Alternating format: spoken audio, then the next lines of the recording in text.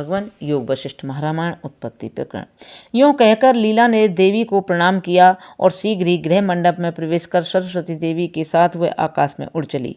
भगवान विष्णु की अंग कांति के समान नीले मेघ पथ को लांघ कर वे प्रभा आदि 7 वायुओं के लोक में जा पहुंची। फिर वहां से सौर मार्ग तथा चंद्र मार्ग को लांघती हुई वे ध्रुव मार्ग से भी ऊपर पहुंच गईं। इसके बाद साध्यों के मार्ग से ऊपर उठकर सिद्धों की भूमि में भी सिद्धों की भूमि को भी लांघ गईं और स्वर्ग मंडल को भी लांघकर अत्यंत दूर जाने वाली लीला को कुछ बोध हुआ। फिर उसने पीछे फिरकर पार किए हुए आकाश स्थल का अवलोकन किया। वहां से नीचे देखने पर चंद्रमा, सूर्य और तारा आदि कुछ भी नहीं दिखाई देते थे, केवल अंधकार ही अंधकार था।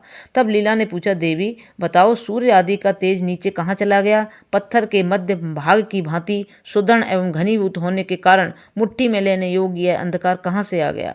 श्री सरस्वती देवी ने कहा, बेटी,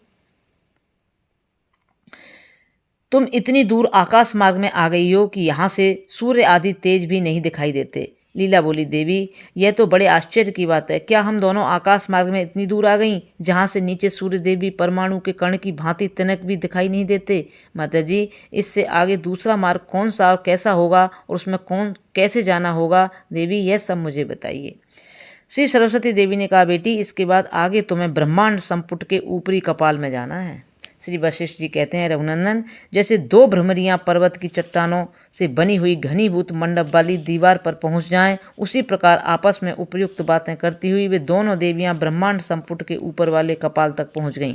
साथ ही जैसे कोई आकाश से निकले उसी तरह वे वहां अनायासी बाहर निकल आईं। वहां से जो वस्तु सत्यता के दृढ़ निश्चय से युक्त होती है वही वज्र के समान ठोस और भारी होती है, और जो इससे भिन्न कल्पित दीवार आदि वस्तु हैं वह मिथ्यात्व बुद्धि से बाधित हो जाती हैं। लीला का विज्ञान आवरण शून्य था, इसलिए वह ब्रह्मांड संपुट के ऊपर वाले कपाल को मिथ्यात्व बुद्धि से बाधित करके उससे बाहर निकल गई। ब्रह्मांड के पार जाने पर उसे अत्यंत प्रकाशमान जल आदि का आवरण दिखाई दिया जो सब ओर व्याप्त था।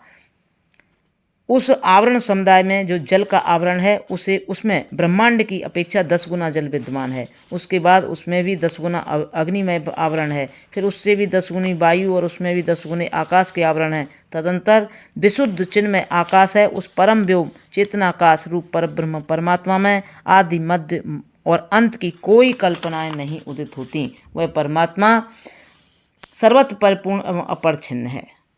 प्रणाम भगवान। अब यहाँ से आगे नेक्स्ट। ओम शांति।